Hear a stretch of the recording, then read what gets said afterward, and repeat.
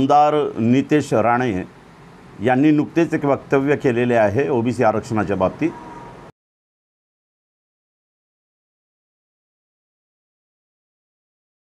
की मुस्लिम धर्माच्या नावावर आम्ही ओबीसीचं आरक्षण मुसलमानांना मिळू देणार नाही।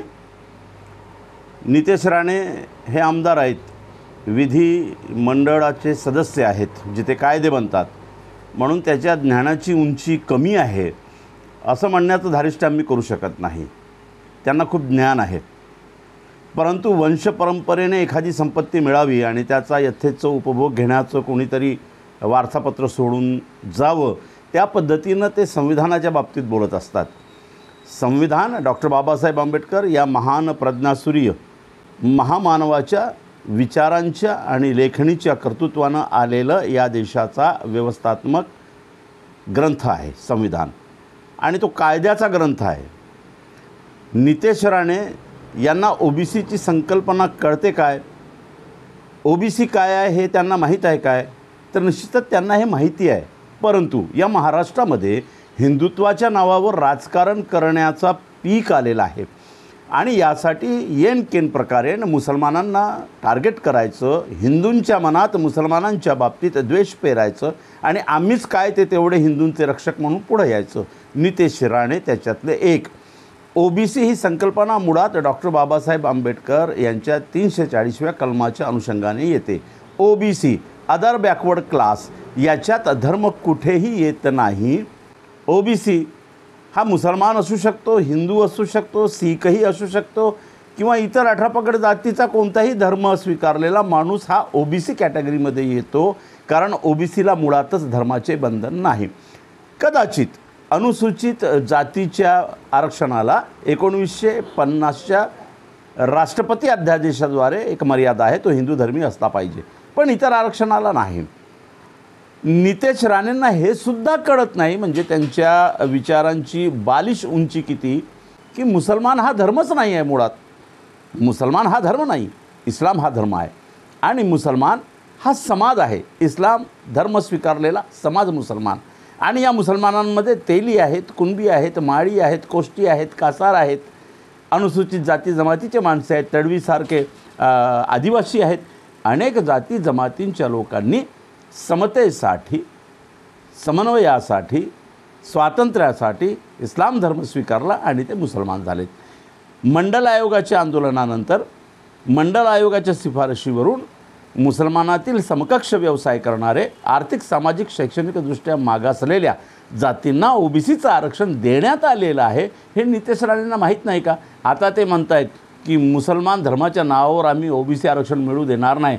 अहो आमदार साहेब, नितेश राणे साहेब, हिंदुत्वाचा बुरखा पांघरून एवढं आपल्याच हिंदू समाजाला मूर्ख बनवायचं काय? अहो त्यांचे रोजगाराचे प्रश्न आहेत, हिंदू मागासवर्गीयांचे, त्यांचे रोजीरोटीचे प्रश्न आहेत, त्यांच्या मानसन्मानाचे प्रश्न आहेत, त्यांचे सुरक्षेचे प्रश्न आहेत, शेतकऱ्यांचे प्रश्न आहेत, झोपडपट्टीचे प्रश्न आहेत, युवकांचे बेरोजगारीचे प्रश्न आहेत, तुमच्याच म्हणजे विधानसभा क्षेत्रामध्ये रस्त्यांची किती दुर्दशा आहे त्याचे प्रश्न आहेत, चांगल्या पाण्याची सोय, वीज याचे प्रश्न आहेत, बीज बियाण्यांचे प्रश्न आहेत, जीवघेण्या अशा या सगळ्या प्रश्नांना वाट लावायची आणि मुसलमानांना टार्गेट करून हिंदू मुस्लिम संघर्षाच्या भरोशावर निवडून यायचं पुन्हा एकदा, हा खेळ या महाराष्ट्राच्या पुरोगामी राजकारणाच्या वैचारिक बैठकीतून हद्दपार झाला पाहिजे, अशी आमची नीट मागणी आणि मांडणी आहे आणि विनंती आहे। माझ्या हिंदू बांधवांनो, ओबीसीमध्ये भांडण लावण्याची ही कुरापात नितेश राणेंची अत्यंत निषेधार्ह आहे। मुस्लिमांना धर्माच्या नावावर काहीही नको, कधीही नको, कधीही मागितलेलं नाही, परंतु मुसलमानातील जाती जमाती ज्या ओबीसीच्या सगळ्याच अटी पूर्ण करत असतील त्यांना ओबीसीचं आरक्षण मिळालेलं आहे।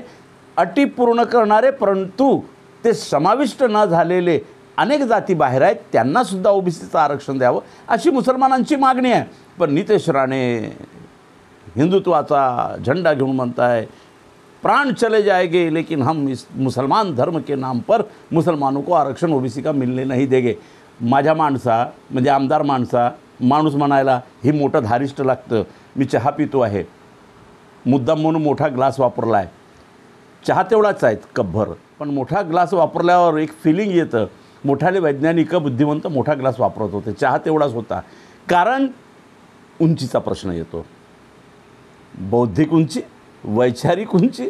मित्रांनो, माझ्या हिंदू बांधवांनो, ओबीसींनो, पहिल्यांदा या देशामध्ये ओबीसी या संकल्पनेनं धर्माच्या कक्षा बाद करून, धर्माच्या कक्षेच्या पलीकडे जाऊन समव्यवसायी, समदुःखी, समसामाजिक वस्त्या असलेल्या, सुखदुःखात सामील असणाऱ्या या देशातील बहुजनांचा एक मोठा वर्ग स्थापित केला.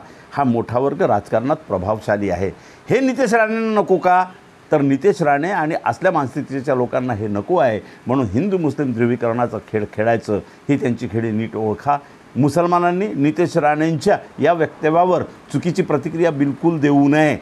नितेश राणेंची एक खेळी अशी आहे की मुसलमानांनी आता भरभरून मोर्चे काढावे त्यांच्या विरोधात आणि सांगावे की नितेश राणे हम तो आरक्षण लेके रहेंगे. आणि मग नितेश राणेंनी पुन्हा म्हणावं, मेरा प्राण चले जाएगा लेकिन हिंदुत्व की रक्षा के लिए, हिंदुओं की रक्षा के लिए मैं मुसलमान धर्मियों को आरक्षण मिलने नहीं दूंगा. नाही, नितेश राणेंची ही खेळी फोल ठरवा. याला प्रत्युत्तर देऊ नका. नादान प्रश्नांना सुदान नागरिकांनी आपल्या मतपेटीतून 2024च्या लोकसभेच्या निवडणुकीत उत्तर दिलंय. विधानसभा ऐरणीवर आली, तिथेही योग्य उत्तर देऊ. धन्यवाद. मी प्राध्यापक जावेद पाशा.